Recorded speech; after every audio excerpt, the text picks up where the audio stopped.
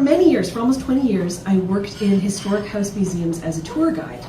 And I love historic spaces, I love that job.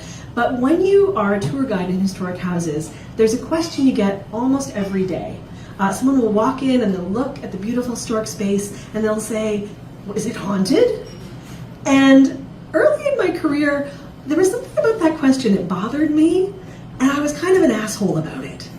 And so after my tours, I would turn to my colleagues and I would say, you know, this is my line, if you take a historic house tour and all you want to know about is ghosts, you weren't paying attention.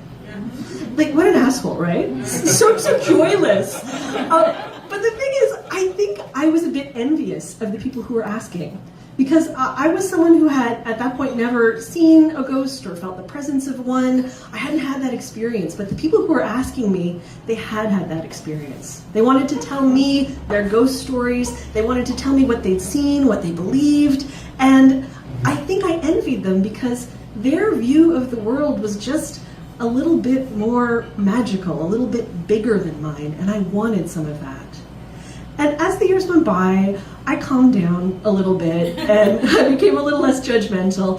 Eventually, I wrote an essay called The Haunted about all of the people who would come to the museum and tell me their ghost stories. And one thing led to another, and a publisher reached out to me and asked if I wanted to write a book about ghosts in museums. And I said yes.